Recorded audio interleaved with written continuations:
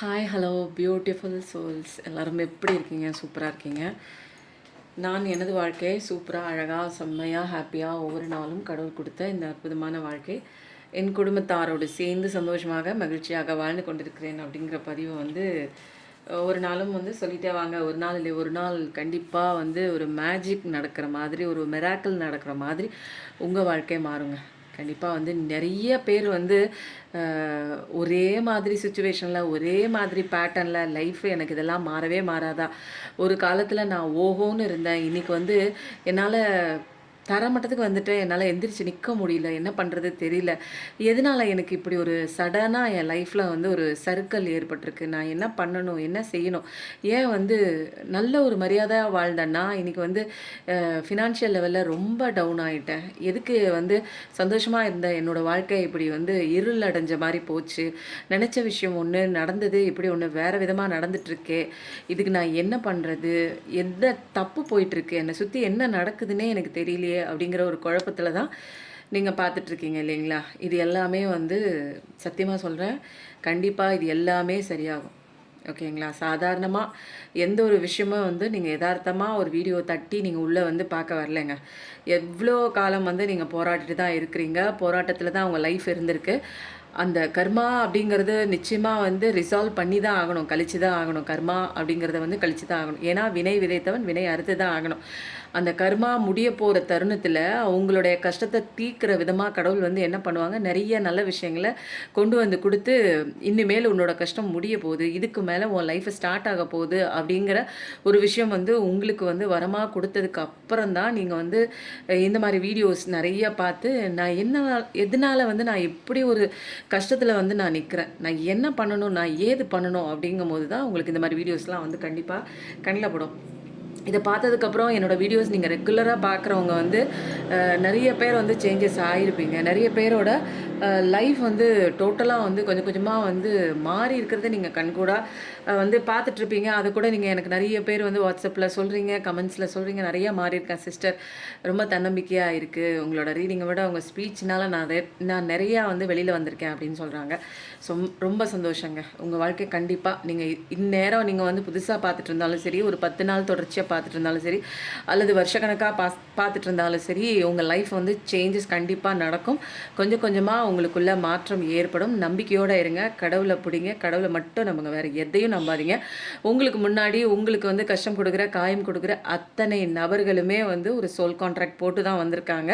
அதனால இங்கே நீங்கள் தான் முக்கியம். ஓகேங்களா?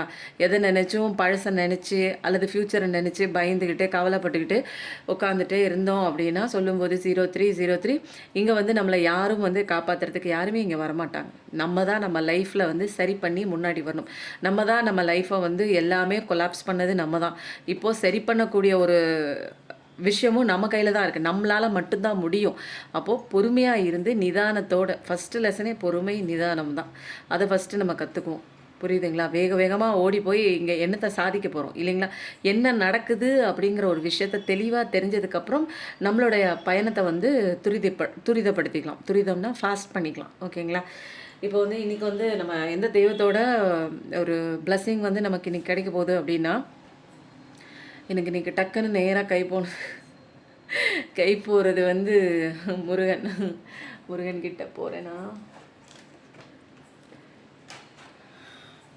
இன்றைக்கி முருகன் மெசேஜ் வேலும் மயிலும் துணைன்னு போடுங்க. கமெண்ட் போட்டுகிட்டே வாங்க, சொல்ல போட்டுட்டே வர உங்களுக்கு அதுக்குண்டான ஆசீர்வாதத்தை நீங்கள் கிளைம் பண்ணிக்கிறீங்கன்னு அர்த்தம். பார்க்கும்போதே சப்ஸ்கிரைப் பண்ணிவிட்டு லைக் பண்ணிவிட்டு உள்ளே வந்துடுங்க.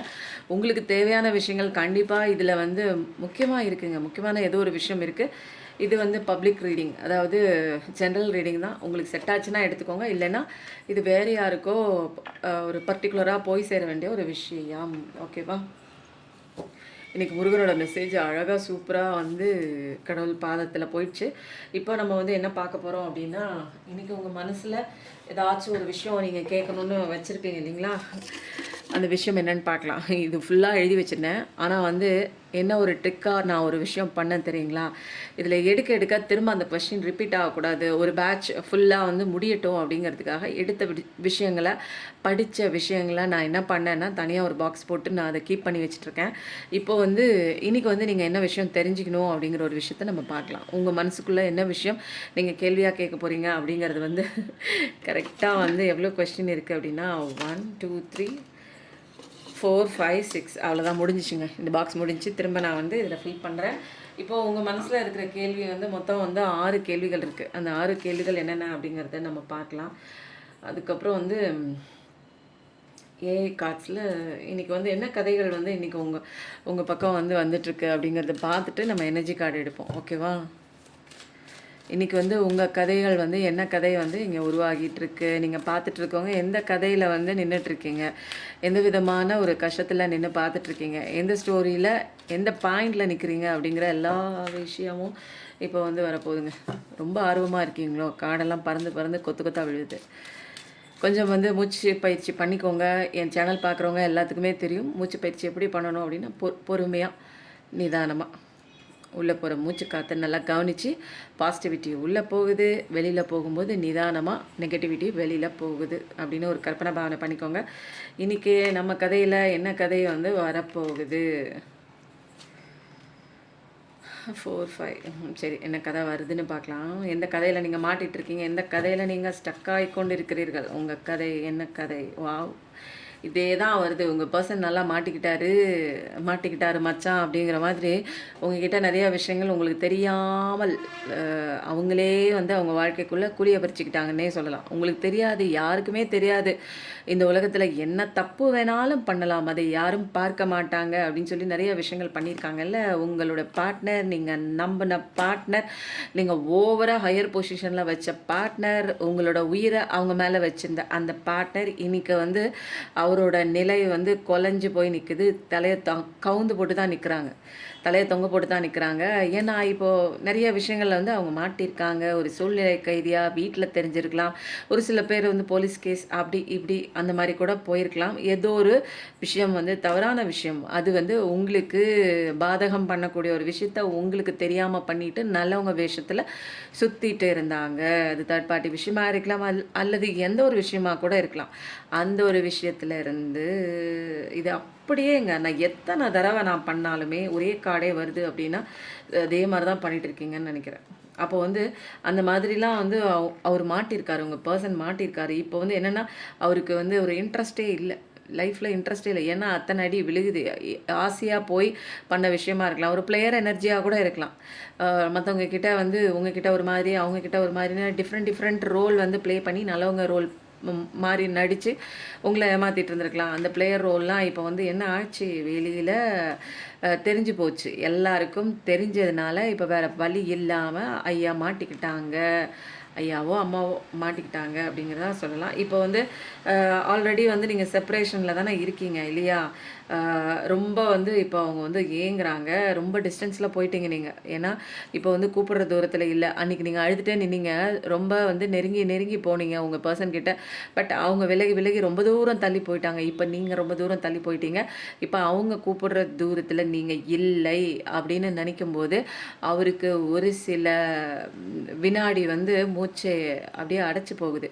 ஏன்னா அன்றைக்கி வந்து நீங்கள் வந்து எவ்வளோ கஷ்டப்பட்டு இந்த உறவை தக்க வச்சுக்கணும்னு ரொம்ப போராடினீங்க, அழுதிங்க, என்னை விட்டு போகாதே, என்னை எந்த தப்பாக இருந்தாலும் பேசி தீர்த்துக்கலாம், நானே தப்பு பண்ணதாக இருக்கட்டும், நீங்களே தப்பு பண்ணியிருந்தா கூட, அவங்களே தப்பு பண்ணியிருந்தா கூட, நானே தப்பு பண்ணியிருந்ததா இருக்கட்டும், பரவாயில்ல விட்டுரு, மன்னிச்சிருன்னு சொல்லி ரொம்ப இறங்கி போய் ஒரு கண்ணீர் விட்டு கூச்சலிட்டு கதறி அழுதிங்க உங்கள் வாழ்க்கைக்காக. பட் அவங்க தூக்கி போட்டு போனாங்க. இப்போ உங்களை நினச்சி பார்க்குறாங்க, உங்களோட ப்ரொஃபைல் பிக்சர் பார்க்குறாங்க, நீங்கள் பிளாக் பண்ணியிருக்கீங்களா இல்லையான்னு நிறைய விஷயங்கள் வந்து அவங்க சர்ச் பண்ணி பார்க்குறாங்க. உங்களோட ப்ரொஃபைல் என்ன, எப்படி இருக்குது, அதில் வந்து ஏதாவது நீங்கள் அப்டேட் பண்ணியிருக்கீங்களா ஃபேஸ்புக்கில், அதெல்லாம் பார்க்குறாங்க. ஏன்னா இப்போ வந்து அவங்க வந்து உங்கள் கூட சேரணும் அப்படிங்கிற ஒரு கமிட்மெண்ட்குள்ளே தான் வராங்க. ஆனால் நல்லா இதெல்லாம் வந்து என்னென்னா நல்லா அடி வாங்கி தான் இருக்காங்க. அடி வாங்கிட்டு தான் வராங்க. இந்த கதையே வருது அவங்களுக்கு. நிறைய பேர் அப்படி தான் இருக்கும். உங்கள் பார்ட்னர் விட்டு ஓடிட்டாங்களோ, உங்களை ஏமாற்றிட்டு உங்களுக்கு முன்னா ஒன்று பின்னா ஒன்று செஞ்சு ஒரு விஷயம் நல்லா இருக்குன்னு போயிருக்கலாம். பட் அந்த விஷயம் வந்து அவங்களுக்கு அவங்க நினச்சது ஒன்று, நடந்தது ஒன்று.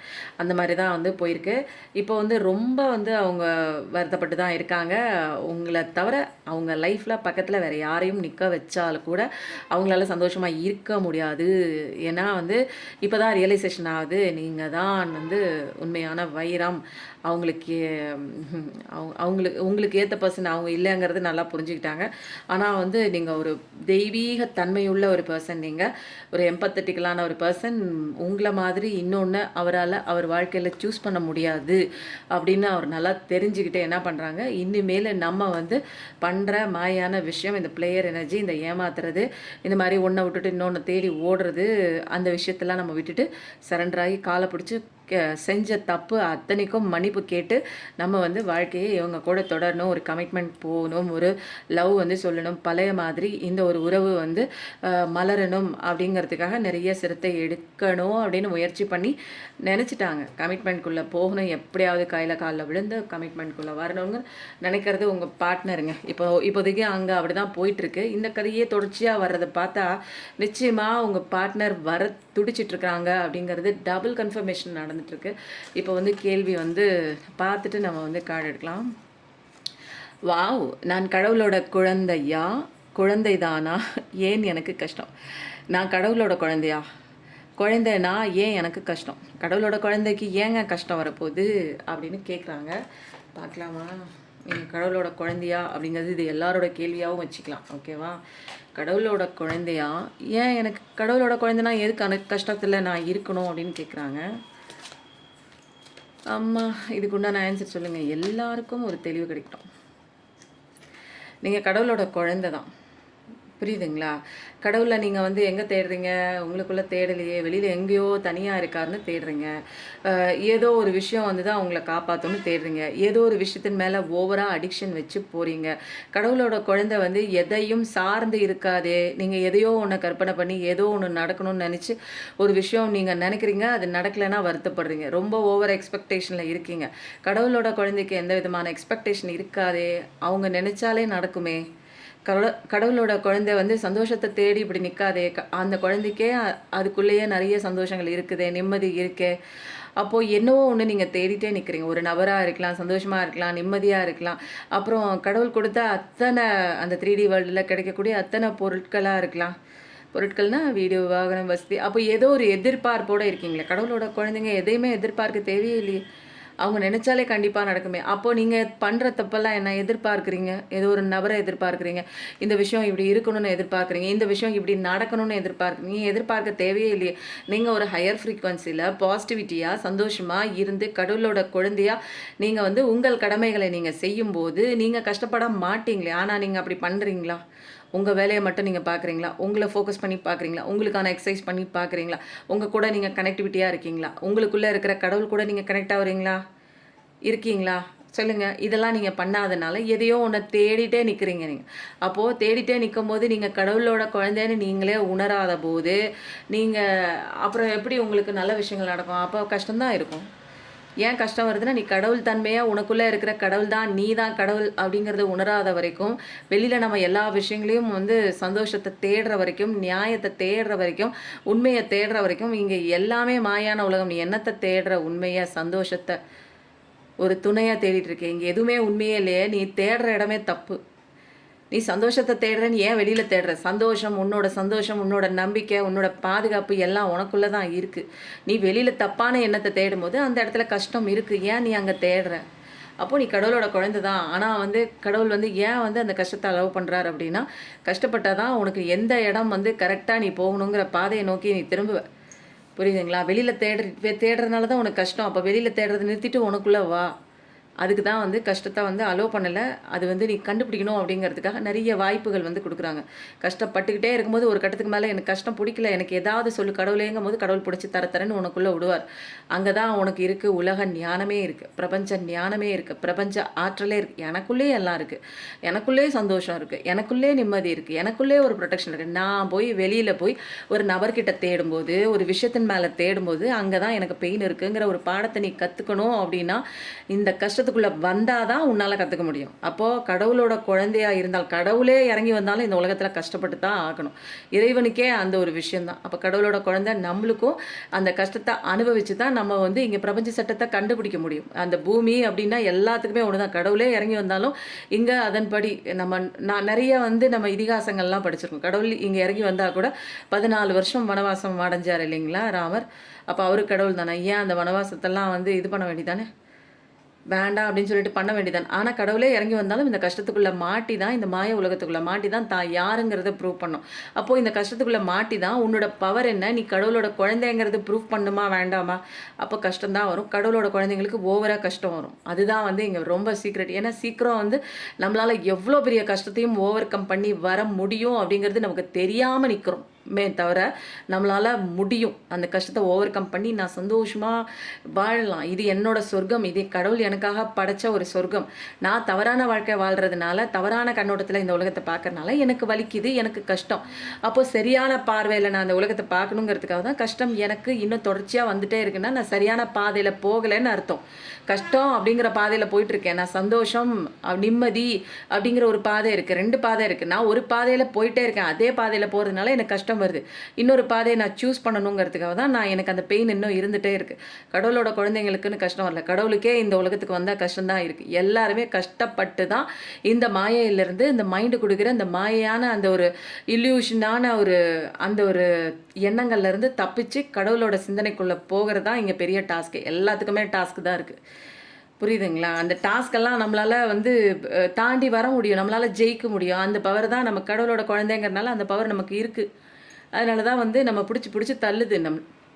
இந்த எல்லா கஷ்டமும் பிடிச்சி தள்ளுது. உன்னால் முடியும், உள்ளே போ உள்ளே போ உள்ளே போ, கண்டுபிடிச்சிக்கோ, ஜெயிச்சு வா, வெளியில் வா, ஜெயிச்சுட்டு கடவுளோட குழந்தையா இங்கே ப்ரூவ் பண்ணு அப்படிங்கிறதுக்கு தான் கஷ்டம் வருது. அது கடவுளோட குழந்தைங்களுக்கு இன்னும் நிறையா வரும். ஏன்னா அவ்வளோ கடவுள் வந்து தெம்பு கொடுப்பாருங்க. கஷ்டம் கொடுத்தாலும் பக்கத்தில் நிற்கிறாரு. அடுத்த கேள்வி என்னன்னு பார்க்கலாமா? கார்மிக் டார்ச்சர் இருந்து எப்படி வெளியில் வருவது? நிறைய கார்மிக் டார்ச்சர் வந்து நீங்கள் அனுபவிச்சுட்ருக்கீங்க.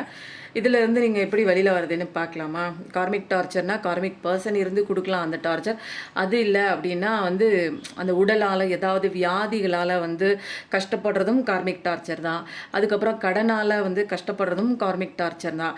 அப்புறம் வந்து உறவு சிக்கல்னால இந்த விஷயம் என்னால் ஹேண்டிலே பண்ண முடியலையே, இது என்னை மீறின ஒரு விஷயமா இருக்கே, நான் என்ன முயற்சி பண்ணாலும் இதில் வந்து நான் தோற்று போகிறேனே அப்படிங்கும் போதும் அது கார்மிக்கான ஒரு டார்ச்சர் தான். எந்த டார்ச்சராக இருந்தாலும் அதிலேருந்து நீங்கள் எப்படி வெளியில் வருது அப்படிங்கிற ஒரு விஷயம் வந்து நம்ம பார்க்கணுங்க.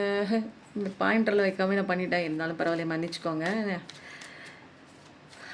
பார்க்குறவங்களுக்கு கார்மிக் டார்ச்சர்லேருந்து நான் எப்படி வெளியில் வருவது அப்படின்னு நீங்கள் கேட்குற கேள்வி இந்த பிரபஞ்சத்துக்கு கேட்டுருச்சு. பதில் பார்க்கலாமா? நிச்சயமாக வந்து கார்மிக் டார்ச்சர்லேருந்து வெளியில் வரதுக்கு ஒரு நல்ல காலம் இருக்குது. எஸ் தான். உங்களுக்கு அந்த கார்மிக் கர்மா லெசன்ஸ்லாம் முடியும் போது உங்களுக்கு உதவி செய்கிறதுக்காக சில நபர் உங்கள் வாழ்க்கைக்குள்ளே வருவாங்க. சில நபராக இருக்கலாம், சில விஷயம் நீங்கள் யதார்த்தமாக பார்க்குற மாதிரி இருக்கலாம். சில இந்த இடத்துக்கு போங்க, இந்த கோயிலுக்கு போங்க, இந்த இடத்துல இவங்களை போய் பாருங்கள், இதை பண்ணுங்கள், சரியாக போய்டுன்னு சொல்லுவாங்க. இவ்வளோ நாளாக சொல்லாத அந்த வார்த்தைகள் வந்து டக்குன்னு வந்து என்ன ஆகும், உங்களுக்கு அந்த நேரத்தில் சொல்லுவாங்க. அந்த கர்மா கழியும் போது, அந்த ஒரு வினை பயன் முடியும் போது, இவ்வளோ நாள் சொல்லாத நீங்கள் கேட்காத அந்த வார்த்தைகள் யாரோ ஒருத்தங்க வந்து டக்குன்னு சொல்கிற மாதிரி இருக்கும், அசரீதி கொடுக்குற மாதிரி இருக்குங்க. அந்த நேரத்தில் நீங்கள் அதை ஃபாலோ பண்ணும்போது உங்களுக்கு கர்மாலாம் வந்து ரிசால்வ் ஆகி நீங்கள் உங்களுக்கு டக்குன்னு நல்ல காலம் வந்து வந்துட்ட மாதிரி இருக்கும். அப்படி நீங்கள் ஃபீல் பண்ணுவீங்க. ஓகேங்களா? இப்போ அடுத்தது வந்து நம்ம என்ன பண்ணலாம் அப்படின்னா, கார்மிக் டார்ச்சர்லேருந்து வெளிவருவது அப்படின்னா, கர்மா முடிகிற ஸ்டேஜில் நீங்கள் ஆட்டோமேட்டிக்காக நிறைய விஷயங்கள் நீங்கள் உங்கள் கண்ணில் படும். எல்லாருக்கும் வந்து எல்லா விஷயமும் வந்து கண்ணில் படும். யாருக்கு எந்த நேரத்தில் எந்த விஷயம் தேவையோ அதை வந்து கடவுள் பார்க்க வச்சுருவார். அதுதான் வந்து கர்மா முடிய போகிற நேரத்தில் அந்த கர்மா டார்ச்சர்லேருந்து போதும், இவங்க வந்து பட்ட கஷ்டம் எல்லாம் முடிஞ்சிருச்சு, இவங்க செஞ்ச தப்புக்கு தண்டனை கிடைச்சிருச்சு, இதுக்கப்புறம் இவங்க வந்து சந்தோஷமான ஒரு வாழ்க்கையை தான் அனுபவிக்கணும் அப்படிங்கிறதுக்காக அந்த பீரியட்லேருந்து வெளியில் வர்றதுக்கு டக்குன்னு வந்து யாராவது வந்து ஒரு வாய்மொழி வார்த்தையாக கடவுள் பிளஸ்ஸிங்காக ஒரு வார்த்தை சொல்லுவாங்க. அந்த வார்த்தையை கேட்டுட்டு நம்ம பண்ணும்போது நமக்கு உண்டான எல்லா கர்மா கஷ்டம் பெயின் எல்லாமே விலக ஆரம்பிக்கிறது நீங்கள் கண் கூட பார்ப்பீங்க. ஓகேவா? என்னோட பர்சன் இவ்வளோ நாள் பழகிட்டு இப்போது விலகி போக காரணம் ஏன்? என்னோட பர்சன் இவ்வளோ நாள் பழகிட்டு இப்போது விலகி போக காரணம் ஏன்? இத்தனை நாள் வந்து பழகினாங்க, இதுக்கு இப்போது விலகி போகிறாங்க, என்ன ரீசன் பார்க்கலாமா?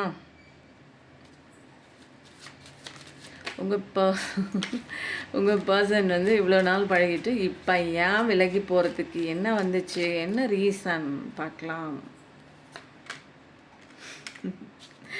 இவ்வளோ நாள் வந்து பழகிட்டு விலகி போயிருக்காங்க அப்படின்னா நிச்சயமாக அது வந்து ஒரு நல்ல ரீசன் தான். என்னென்னா, நம்ம லைஃப்பில் யாரையுமே வந்து யதார்த்தமாக வந்து சந்திக்கிறதே கிடையாதுங்க. ஒரு நபரை வந்து வந்து ஒரு ஒரு ஒரு சித்தரை வந்து ஒருத்தர் வந்து பார்க்கறதுக்கு அறிமுகமாகறதுக்கு வராங்க, இன்னொருத்தர் வந்து கூட்டிகிட்டு வராங்க. இவங்க வந்து இன்னொரு இடத்துலேருந்து வந்திருக்காங்க, ரொம்ப தூரத்துலேருந்து பிரயாணம் பண்ணி அந்த நபரை வந்து அந்த சித்தரை வந்து பார்க்க வேண்டியதுக்காக அவங்க கூட்டிகிட்டு வராங்க. கூட்டிகிட்டு வந்தவர் இவர் தான் இவ பேர் இவர் தான் இதுதான் அப்படின்னு சொல்லிட்டு அவருக்கு அறிமுகப்படுத்தும் போது அந்த சித்தர் சொல்கிறாரு, இந்த பிரபஞ்சம் ஏதோ ஒன்று இவங்க மூலமாக நான் வந்து அனுபவிக்க வேண்டிய விஷயங்கள், நான் கற்றுக்க வேண்டிய விஷயங்கள் இருக்குன்னு வச்சிருக்கு. என்ன விஷயம்னு எனக்கு தெரியாது, எது வந்தாலும் நான் ஏற்றுக்கொள்கிறேன். அப்போது ஒருவர் வந்து யதார்த்தமாக நம்ம வாழ்க்கையில் தானாக வந்து சந்திச்சுட்டு இப்படி ஏதாவது ஒரு வந்து காரணம் சொல்லி விலகி போகிறாங்க அப்படின்னா இது ஏதோ ஒரு சோல் கான்ட்ராக்ட் மூலமாக தான் அவங்க இங்கே வந்திருக்காங்க. அவங்க வந்து எனக்கு பல விஷயங்கள் வந்து பல லெசன், அதாவது பாடங்கள் எனக்கு கற்றுக் கொடுக்கறதுக்காக அவங்களுடைய வருகை வந்து என்னுடைய வாழ்க்கையில் இருக்குது. இதை வந்து பிரபஞ்சம் வந்து யதார்த்தமாக வந்து ஒரு கோயின்சிடென்ஸாக ஏற்படுத்தின ஒரு விஷயம் கிடையாது. இந்த நபரை இந்த ஜென்மத்தில் நீங்கள் சந்திச்சே ஆகணும், இந்த நபரிடமிருந்து சில விஷயங்கள் நீங்கள் கற்றுக்கிட்டே ஆகணும் அப்படிங்கிற ஒரு விதிமுறையின்படி தான் ஒவ்வொரு நபருமே நம்ம வாழ்க்கைக்குள்ளே வராங்க. அப்போது ஏன் என்னோட நபர் வந்து என்னோட பர்சன் வந்து இவ்வளோ நாள் நல்லா பழகிட்டு இப்போ விட்டு போகிறாங்க அப்படின்னா, இவ்வளோ நாள் நல்லா பழகும்போது எந்த விதமான ஒரு கம்ஃபர்ட் ஜோன் கொடுத்தாங்களோ அந்த கம்ஃபர்ட் ஜோன் விட்டு கொஞ்சம் வந்து அவங்க விலகி போகும்போது உங்களுக்கு பெயின் ஆகுது அப்படின்னா, சில விஷயங்கள் உங்களை மீறி அவங்க மேலே வச்ச அட்டாச்மெண்ட் பற்றுதல் ஓவராக ஆகும்போது உங்களுக்கு பெயின் ஆகுது. சில விஷயங்கள் நீங்கள் இங்கே கற்றுக்கணும். என்ன விஷயம்? யார் மேலேயும் ஓவராக பற்றுதல் வைக்கக்கூடாது, எந்த விஷயமும் ஓவராக எக்ஸ்பெக்டேஷன் பண்ணக்கூடாது. இங்கே நீங்கள் தான் உங்களை பார்த்துக்கணும். உங்களை கடைசி வரைக்கும் நபர் பார்த்துக்குவாங்க அப்படின்னு நீங்கள் வைக்கிற நம்பிக்கை அது சுக்குநூறாக உடஞ்சி போகும். இதுதான் இங்கே பிரபஞ்ச சட்டம்.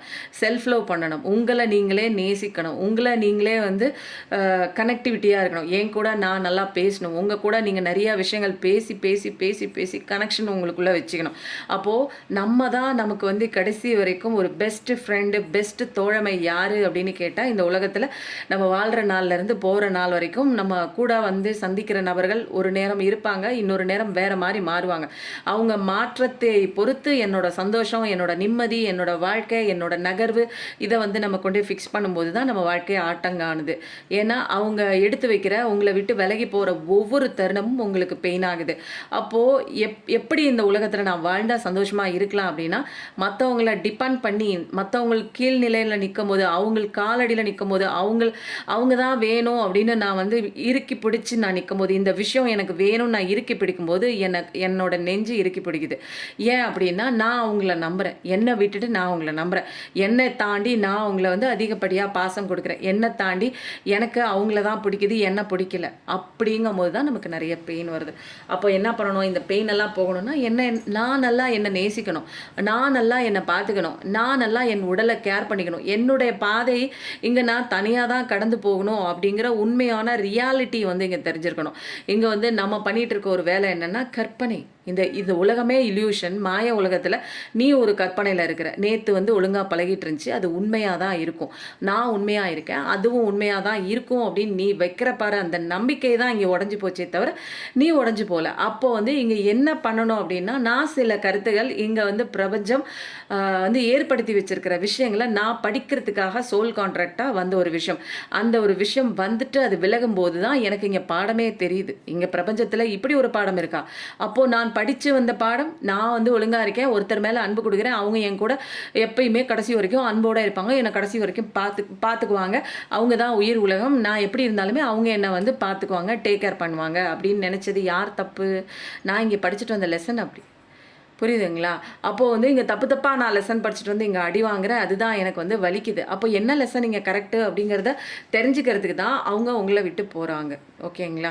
அது ட்வின் சோல் கான்ட்ராக்டாக வரலாம், கார்மிக் பர்சனாகவும் வரலாம், சோல்மேட்டாகவும் வரலாம். அப்போ வந்து ஏதோ ஒரு பெயின் வரும்போது தான் நீங்கள் வந்து அங்கே ஒரு லெசன் நீங்கள் கற்றுக்க முடியும். ஒரு வலி ஏற்படும் போது தான் அந்த புண்ணை போய் நீங்கள் பார்க்க முடியும். ஒரு காலில் வந்து நீங்கள் ஒருத்தன் இடிச்சிட்டு போயிடுறான், இடிச்சிட்டு போனது கூட உங்களுக்கு தெரியல, அவசரமாக நீங்கள் வெளியில் ஓடுங்க, வீட்டுக்கு போனதுக்கப்புறம் அந்த இடத்துல இடிச்சிட்டு போன இடத்துல ஒரு பெயின் வரும்போது அந்த காலை நீங்கள் பார்க்குறீங்க, ஆமாம் இங்கே ஒரு வலிக்குதே ஐயோ அப்படிங்கிற மாதிரி நீங்கள் காலை பிடிக்கும்போது அதில் அமிர்தாஞ்சன் தடவலாமா, என்ன பண்ணலாம், என்ன இந்த வலி இல்லாமல் இருக்கிறதுக்கு நம்ம என்ன செய்யலாம், சுடுதண்ணி ஓத்திரம் கொடுக்கலாமா அப்படின்னுங்கிற ஒரு கான்செப்டுக்குள்ளே நம்ம போகிறோம். அப்போது நமக்கு பெயின் ஏற்படும் போது தான் இது ஏன் எனக்கு இந்த பெயின் வருது, நான் என்ன தப்பு பண்ணேன், எதுக்கு இவங்க வந்தாங்க, இவங்க வந்ததன் நோக்கம் என்ன, ஏன் எனக்கு வலிக்குது, நான் என்ன செய்யணும், எனக்குள்ளே என்ன மாற்றிக்கணும் அப்படின்னு நம்ம கடவுளை கேட்கும்போது அங்கே தான் இருக்குது லெசனே நமக்கு வந்து புதுசாக தெரியுது. அப்போது பிரபஞ்சம்னா இவ்வளோ சட்டத்திட்டங்களோட இயங்கிட்டு இருக்கா, அப்போ எனக்கு தெரியவே இல்லையா? அப்போ என்னை சொல்லி கொடுத்தது எல்லாமே சுற்றுச்சூழலில் இருக்கிற மக்கள் வந்து எனக்கு வந்து சொல்லி கொடுத்த விஷயந்தான் வந்து உண்மையான விஷயம் அப்படிங்கிறத வந்து நான் படித்து வளர்ந்ததுனால, நான் பார்த்து வளர்ந்ததுனால, நான் கற்றுக்கிட்டு வளர்ந்ததுனால, எனக்கு திணிக்கப்பட்டதுனால நான் என்ன நினச்சேன், என்னுடைய வாழ்க்கையை மொத்தமாக நான் வந்து இன்னொருத்தவங்களுக்கு நான் கொடுக்குறேன். அவைலபிலிட்டியாக அவங்களுக்கு நேரம் கொடுக்கறதா இருக்கட்டும், என்னோட டைமை நான் கொடுக்கறதா இருக்கட்டும், என்னோட கேரை கொடுக்கறதா இருக்கட்டும், என்னோட ஒட்டுமொத்த அன்பையும் கொடுக்கறதா இருக்கட்டும், என்னோட ஒட்டுமொத்த வாழ்க்கையை நீங்கள் தான் அப்படின்னு சொல்லிட்டு ஒருத்தங்க மேலே நான் ஃபிக்ஸ் பண்ணுறதா இருக்கட்டும், இதெல்லாம் நான் வந்து சுற்றி நான் பார்க்குற விஷயங்கள். நாம் அப்படி தான் இருக்கணும். நமக்கு வந்து நம்மளோட துணையாக இருந்தாங்கன்னா நம்ம ஒட்டுமொத்த அன்பை கொடுக்கணும், அவங்க எனக்கு அன்பை திருப்பி கொடுப்பாங்க.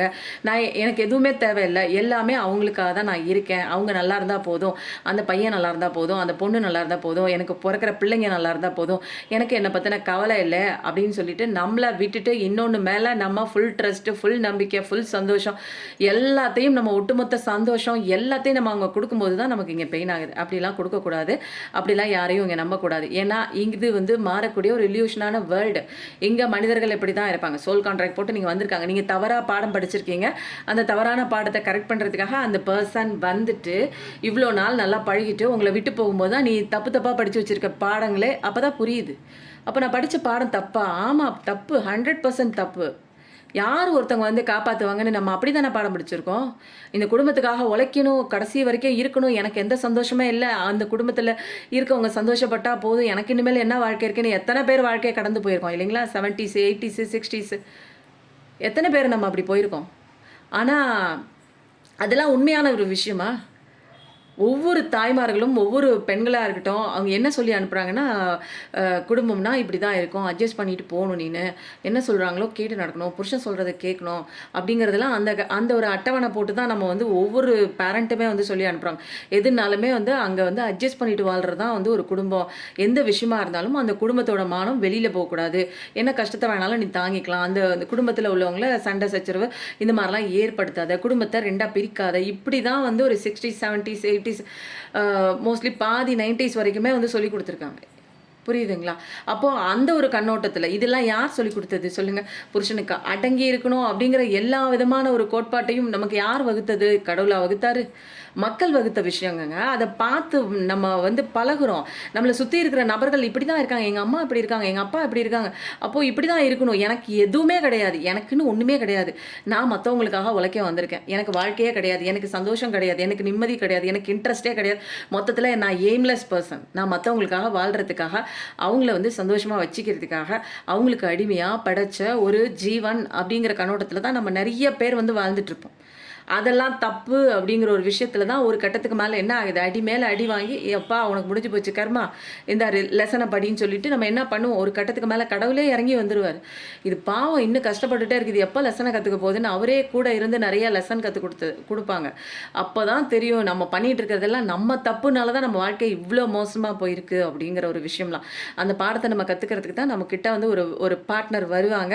அவங்க வந்துட்டு விட்டுட்டு போகும்போது தான் எனக்கு பெயின் ஆகும். ஐயோ கடவுளே இங்கே என்ன நடக்குது, அப்போ என்ன மாதிரி நல்லவங்கலாம் இப்படி தான் கஷ்டப்படணுமா அப்படின்னு கேட்கும்போது தான் கடவுள் உள்ளே வருவார்.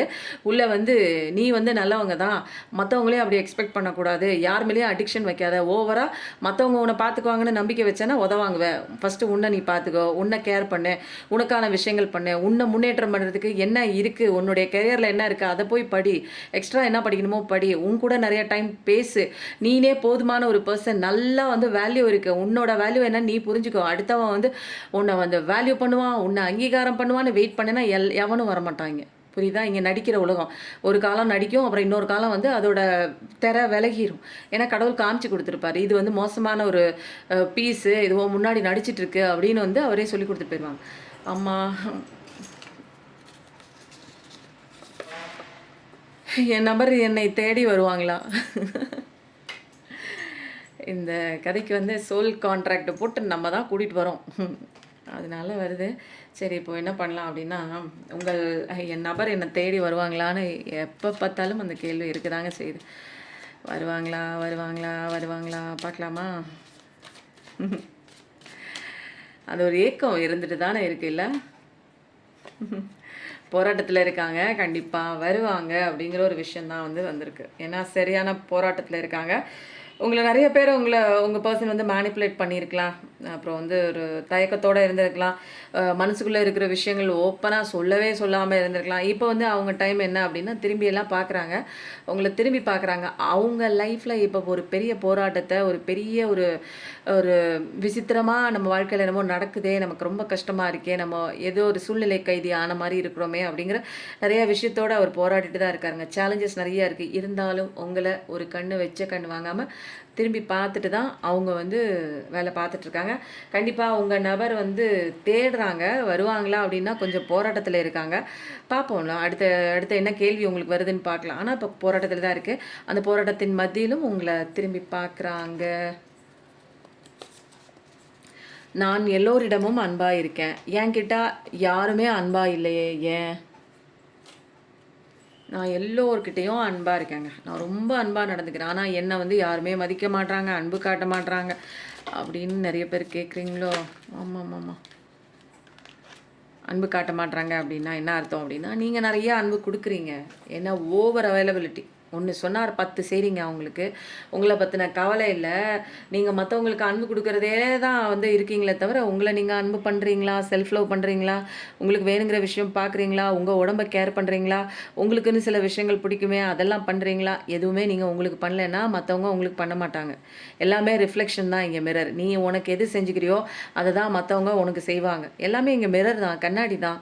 அப்போது மற்றவங்க ஏன் அன்பாக இல்லைன்னா, ஃபஸ்ட்டு உங்க கூட செல்ஃப் லவ் பண்ணு, உங்க கூட கனெக்ட் பண்ணு, உங்கள் கூட நீங்கள் நிறைய டைம் பேசுங்க. உங்களுக்கு ஒன்றும் தெரியலன்னு நினைக்கிறீங்களா? உங்களுக்குள்ளே இருக்கிற இன்னர் சைல்டுக்கு எல்லாமே தெரியும். நீங்கள் பேசுகிறத, நீங்கள் படுற வலி எல்லாமே தெரியும். அதை வந்து ஆறுதல் படுத்தி சமாதானப்படுத்தி அது கூட ஃப்ரெண்ட்ஷிப் பிடிச்சிக்கோங்க.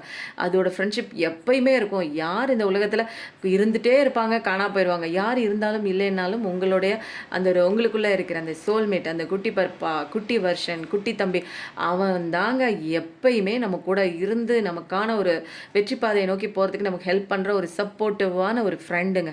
அது கூட பேசுங்க, அது கூட மனசு விட்டு பேசுங்க. அது ஃபஸ்ட்டு அதோட காயங்களை வந்து இன்னர் சைல்டு ஊன்ஸ் எல்லாம் ஹீல் பண்ணுறதுக்கு நீங்கள் நிறைய விஷயங்கள் பண்ணணும்.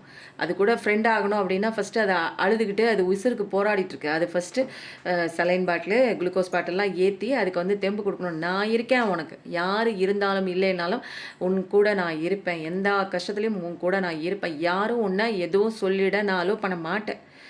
அப்போது நிறைய நீங்கள் பவுண்டரிஸ், எல்லைகள் வகுக்கணும். உங்களுக்கு இவ்வளோ தாங்க, அடுத்தவங்க பேச்செல்லாம் ஒரு கட்டத்துக்குள்ளே நீங்கள் வந்து உங்களுக்குள்ளே கொண்டு வரக்கூடாது. அப்படியே சொல்லிட்டியா கிளம்புப்போ, நான் பார்த்துக்கிறேன் போன்னு விரட்டி விட்டுறணும். புரியுதுங்களா? அப்போது நமக்குன்னு ஒரு எப்பயுமே ஒரு பவுண்ட்ரீஸ் வந்து ஒரு ஸ்ட்ராங் பவுண்ட்ரீஸ், ஹெல்த்தி பவுண்ட்ரீஸ் இருக்கணும். மத்தவங்க சொல்ற விஷயத்த கேட்கறதுக்காக நீங்க வரல. நீங்க ஒண்ணும் அடிமை கிடையாது.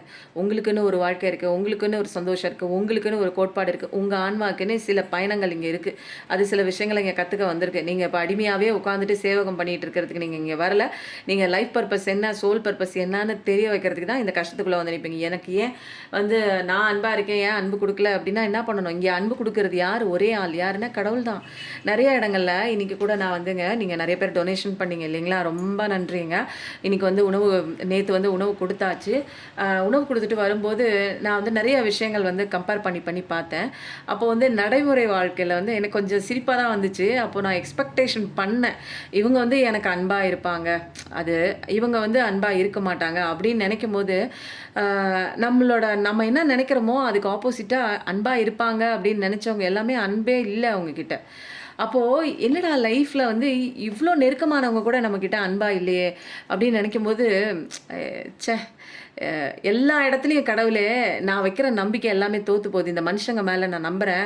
அவங்க என் கூட அன்பா இருப்பாங்க. கடைசி வரைக்கும் பாசமா இருப்பாங்கன்னு நான் நெனைக்கிறேன். ஆனா, அந்தந்த இடத்துலலாம் கடவுள் வந்து கரெக்ட்டா அவங்களோட முகத்திரையெல்லாம் கிழிச்சு விட்டுறாரு. கடவுளே! நீ எங்கேயோ ஒசக்க போயிட்டேன்னு ஒவ்வொரு இடத்துலயும், ஐயா! என்ன பெத்த ஐயா! நீ தான்யா எல்லா இடத்துலயும் ஒசந்து நிக்கிற. நான் ஒவ்வொருத்தர் மேல இந்த 3D வேர்ல்ட்ல நானும் நம்பிக்கை வச்சு தான் பார்க்குறேன். சரி மறந்துருவோம். அவங்க செஞ்ச தப்ப மறந்துட்டு, சரி இனிமேல் நமக்கு பாசமா இருப்பாங்க அப்படின்னு சொல்லி நான் நெனச்சுட்டு இருக்கேன். பட் ஆனா வந்து ஒவ்வொரு இடத்துலயுமே வந்து அவங்க வந்து இந்த மனிதர்கள், இந்த கால மனிதர்கள் ஒரு செல்ஃபிஷான மனிதர்கள் அப்படின்னு வந்து ப்ரூவ் பண்ணிறாங்க. என் கடவுள் என்ன படைச்ச அப்பந்தான் அந்த இடத்துல ஒவ்வொரு இடத்துலயும் அன்பா வந்து குடுத்துட்டு இருந்தாரு. ஃபார் எக்ஸாம்பிள்ங்க, ஒண்ணும் இல்ல ஒரு சின்ன ஒரு விஷயம். பரவால்ல என்னோட ஸ்டோரி உங்களுக்கு சொல்லும்போது, நான் வந்து பட்டும் படாம சொல்லும்போது உங்களுக்கு விளக்கம் வந்து புரியாது. நெறைய பேருக்கு புரியாது இல்லைங்களா? அதனால நான் சொல்றேன் ஒரு கதை. ஆக்சுவலா வந்து நேத்து நான் சாப்பாடு போடுறதுக்கு வந்து நான் கிளம்பிட்டு இருந்தேங்க. அந்த ஒரு ஃபுட் டொனேஷனுக்கு மனநல பாதிக்கப்பட்டவங்களுக்கு நான் கிளம்பிட்டு இருந்தேன். கரெக்ட்டா வந்து 1 மணிக்கு நான் கிளம்பிட்டேன். அங்க போய் சாப்பாடு குடுக்கணும் இல்லைங்களா? அவங்களுக்கு பசி வந்துரும். அதனால 1 மணிக்கு நான் வந்து 12:50க்கு கிளம்புனேன்னு வச்சுக்கோங்களேன். அப்போ வந்து என்ன ஆச்சு, என்னுடைய தாய், தந்தை இந்த 3D வேர்ல்டுல என்ன படைச்ச தாய், தந்தை வந்து என்ன பண்ணாங்க, எனக்கு கால் பண்ணியிருந்தாங்க. கால் பண்ணோனே சரின்னு எடுத்தேங்க. என்னான்னு கேட்கலான்னு எடுக்கும்போது அவங்க சொன்னாங்க, ஆடி மாசத்துக்கு வந்து நாங்க இன்னைக்கு வந்து சாமி கும்பிடுறோம். நீ வா வீட்டுக்கு வா அப்படின்னு சொல்லி என்ன மட்டும் இன்வைட் பண்ணாங்க. என்ன இன்வைட் பண்ணாங்க. ஆடி மாசத்துக்கு சாமி கும்பிடுறீங்களா? எப்போ வர அப்படின்னு கேட்டாங்க. அடுத்த கேள்வி என்ன கேட்குறாங்க, எப்போ 12:50 ஆச்சு. நான் இன்னும் 1 மணிக்கு நான் போய் சாப்பாடு குடுக்கணும். அப்போ எப்போ சாமி கும்பிடுறீங்க அப்படின்னா, இதோ இப்போ கும்பிட போறோம். இன்னும் ஒரு 10 மினிட்ஸ் தான் அப்படின்னாங்க. அ எப்போ வரேன்னு கேட்டாங்க. என்ன இப்ப தான் சொன்னீங்க, அதுக்குள்ள எப்போ வரேன்னு கேட்குறீங்க?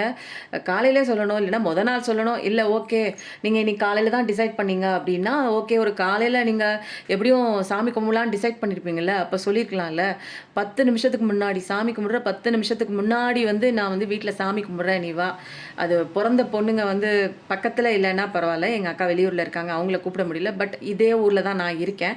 எனக்கு சொன்னதே ஒரு 10 நிமிஷத்துக்கு முன்னாடி சொல்லிட்டு, நான் அப்ப சாமி கும்பிட போறோம் நீ வா அப்படின்னு கூப்பிட்டா, நம்மள எந்த இடத்துல வந்து பெத்த அம்மா, அப்பாக்கள் வந்து நம்மள அந்த இடத்துல வச்சிருக்காங்க அப்படிங்கும்போது, ஒரு கட்டத்துக்கு மேல வந்து நம்ம அம்மா, அப்பா பாசம்லாம் வந்து வெறுத்து போய் நம்ம வந்துட்டோம். இருந்தாலுமே அவங்க மேல வந்து இந்த ஜென்மத்துல நம்ம பிறந்திருக்கோம் இல்லைங்களா? இல்ல பழைய அவங்களோட நேச்சர் அப்படிதான் அப்படின்னு சொல்லிட்டு மாறி நம்ம வந்தா கூட, திரும்ப வந்து வந்து என்ன ஆகுது, அவங்க வந்து நமக்கு குடுக்குற அந்த ஒரு இடம், நமக்கு குடுக்குற அந்த பாசம் வந்து 10 நிமிஷம் தாங்க.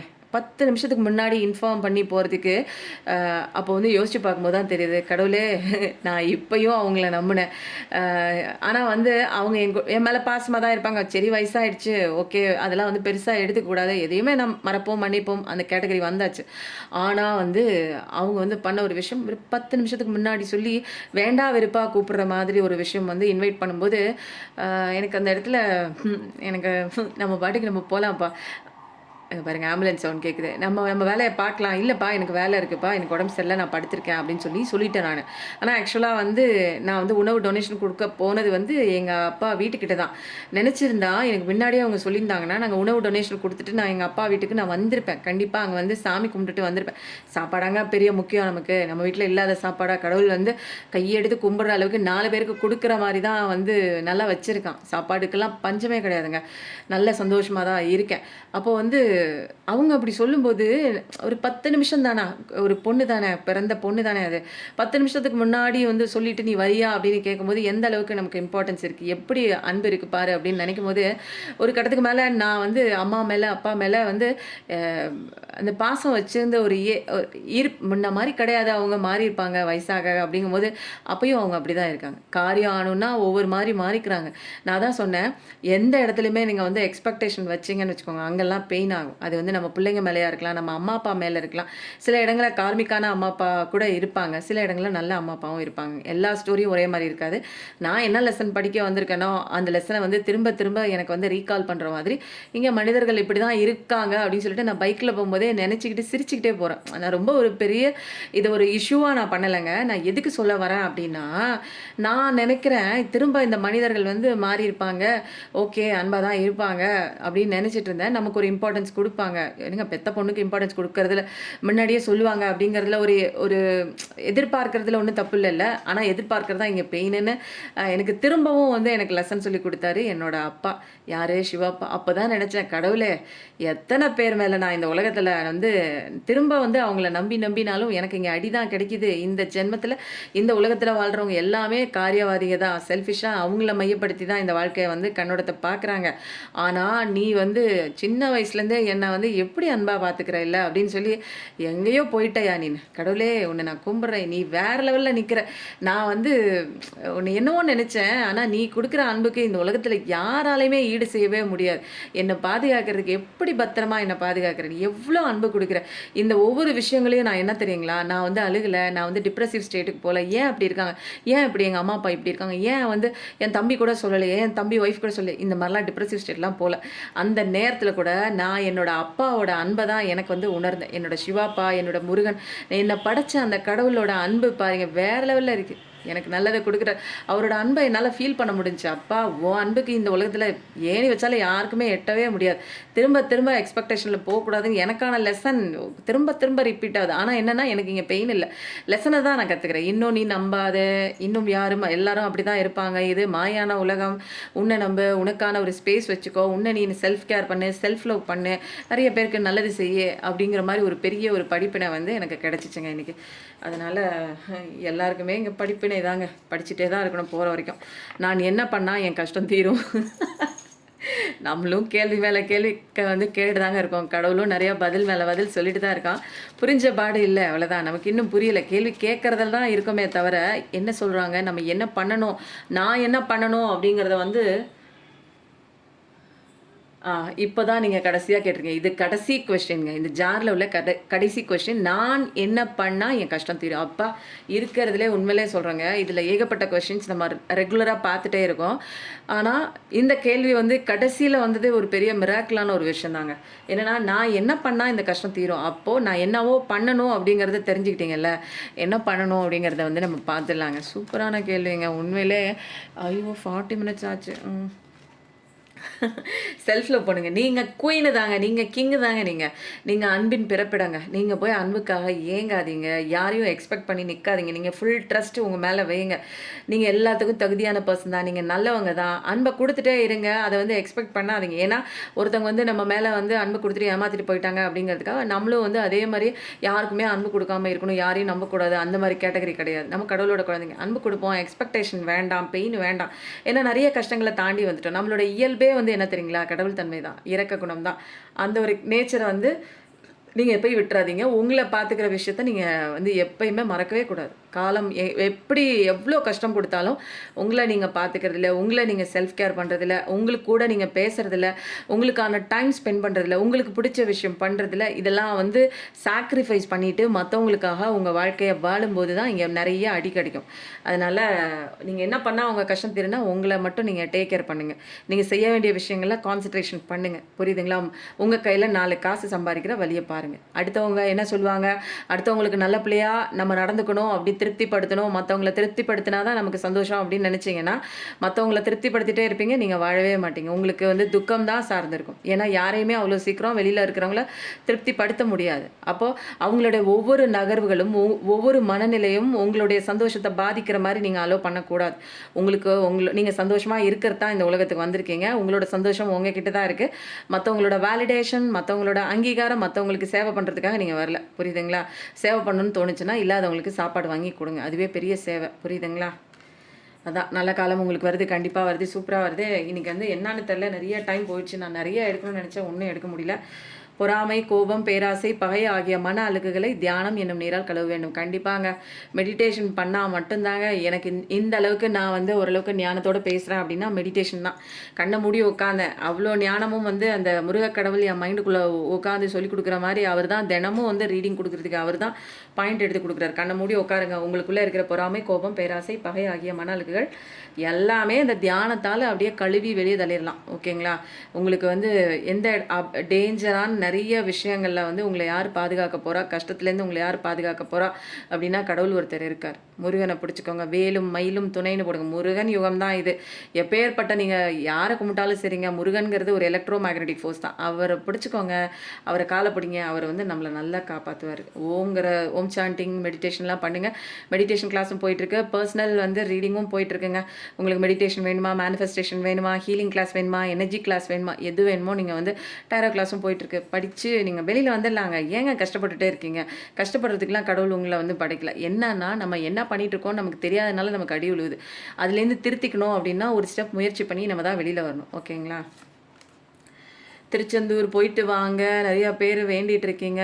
அது வந்து பௌர்ணமி அதுவுமா போயிட்டு நீங்கள் அங்கே தங்கிட்டு வந்தீங்கன்னா ரொம்ப சூப்பராக இருக்குங்க. முருகனோட கோயிலை பிடிங்க. அங்கே போய் நல்லா வந்து திருச்செந்தூரில் குளிச்சுட்டு நீங்கள் அப்படியே கோயிலுக்கு போங்க. ஈர துணியோடய கோயிலுக்கு போங்க. நிறைய நல்ல நல்ல விஷயம் அந்த ஈர துணியோடய நீங்கள் வந்து கடவுளை போய் தரிசனம் பண்ணுங்க. அப்புறம் வந்து என்ன பண்ணுங்க, திருத்தணியை போயிட்டு அங்கேயும் முடிஞ்சால் அங்கேயும் போயிட்டு ஒரு தரிசனத்தை பண்ணிட்டு வாங்க. ஒரு கடவுள்கிட்ட ஒரு சல்யூட் போட்டு, கடவுளே எனக்கு நான் நிறையா பட்டுட்டேன், இனிமேல் ஒன்றை மட்டும் தான் நம்புகிறேன், நீ என் கூட வந்துரு, என் கூடவே இருந்து என்னோடய வாழ்க்கையில் என்னென்ன செய்யணுமோ எனக்கு புத்திமதி சொல்லு, நான் என்னென்ன பண்ணணும்னு எனக்கு வந்து அட்வைஸ் பண்ணுங்க அப்படின்னு சொல்லி கடவுள்கிட்ட ஒரு ஃப்ரெண்டு மாதிரி பேசுங்க. ஓகேவா?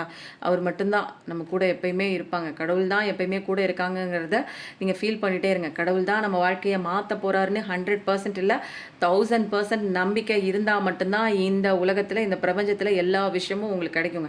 நம்பிக்கையே போச்சு, எனக்கு வாழ்கிறதுக்கு எனக்கு நம்பிக்கையே இல்லை, எனக்கு வந்து என் வாழ்க்கையெல்லாம் வந்து முன்னேறாது, இப்படியே போயிடும் என் வாழ்க்கை அப்படின்னு நினச்சிக்கிட்டு நானும் கோயிலுக்கு போகிறேன், 3 தடவை குளிக்கிறேன், 4 தடவை பட்டையை வைக்கிறேன் அப்படின்லாம் நீங்கள் வந்து சினிமா டைலாக் மாதிரி நீங்கள் பண்ணிட்டு இருந்தீங்கன்னா வாழ்க்கையெல்லாம் முன்னேறவே முடியாது. அப்போது முக்கியமாக நம்புகிற விஷயம் என்ன தெரியுமா? என்னோட கடவுள் என்னை பார்த்துக்குவான். என்னோட பிரச்சனையை தூக்கி நான் அவங்ககிட்ட வச்சுறேன். அவர் சொன்ன வேலைகளை மட்டும் தான் நான் பார்க்குறேன். நான் செய்யவே எனக்கு வந்து அபண்டன்ஸ் கடவுள் கொடுக்குறாரு, எனக்கு ப்ரொடெக்ஷன் கடவுள் கொடுக்குறாரு, எனக்கு ஜட்ஜ்மெண்ட் வாங்கி கொடுக்குறாரு அப்படிங்கிறத வந்து நீங்களே கண்கூட பார்ப்பீங்க. இதெல்லாம் வந்து எழுதப்படாத சட்டம். ஆனால் வந்து இதெல்லாம் நீங்கள் மெடிடேஷன் பண்ணும்போது இப்படி ஒன்று இருக்குது அப்படிங்கிறத நீங்களே புரிஞ்சுக்குவீங்க. நான் இப்போ புரிஞ்சுக்கிட்டேன்ல, எனக்கு யாராவது வந்து சொல்லிக் கொடுத்தாங்களா, எங்கள் அம்மா சொல்லிக் கொடுத்தாங்களா, எங்கள் அப்பா சொல்லிக் கொடுத்தாங்களா, இல்லை என் கணவர் சொல்லிக் கொடுத்தாங்களா, என் பிள்ளைங்க சொல்லிக் கொடுத்தாங்களா, ஏதாவது நான் சித்தர்களுக்குள்ளே போய் நான் படித்து தெரிஞ்சுக்கிட்டேன்.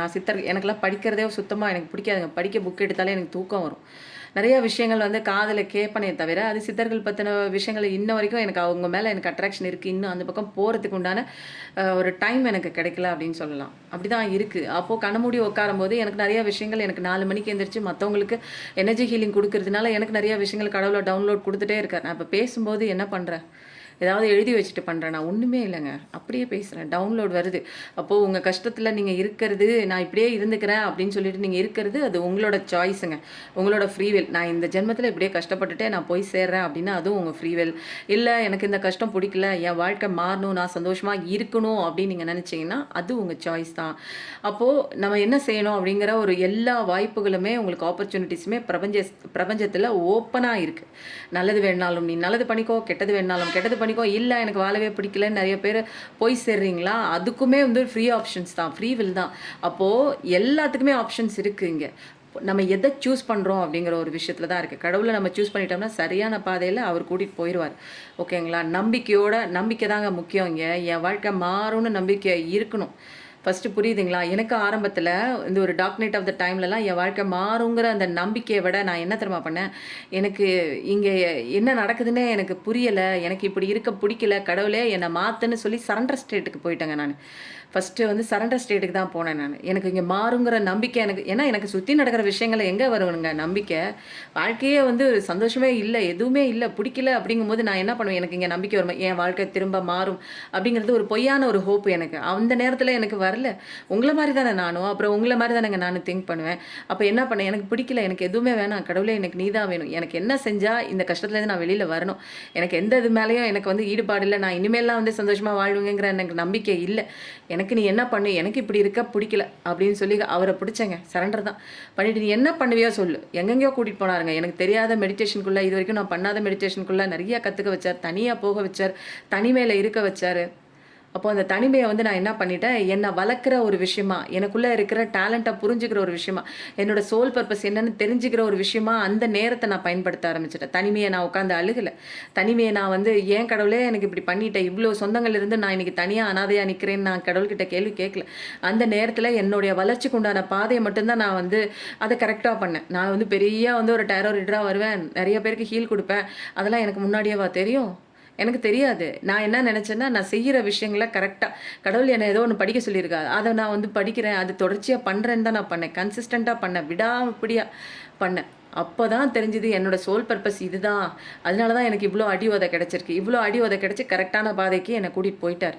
அப்போ கஷ்டம் வர்றது நல்லதுக்கு தாங்க. தனியா இருக்கிறது நல்லதுக்கு தான். அந்த தனியா இருக்கும்போது நம்ம வந்து வாழ்க்கைய வெறுப்படையாம நம்ம கூட சேர்ந்து, நம்ம கூட நம்ம தான் இங்க ஃப்ரெண்டு. நெறைய நல்ல விஷயங்கள் நமக்குள்ள தான் இருக்கு. ஆன்மாவோட அந்த ஒரு ஹெல்ப்ப பிடிச்சுக்கிட்டு நம்ம மெடிடேஷனுக்குள்ள போகும்போது நம்ம வந்து என்ன பண்ணணும், எங்க போகணுங்கிற எந்த பாதைய நோக்கி நிக்கிறோங்கிறது நமக்கு தெளிவா தெரிஞ்சிருங்க.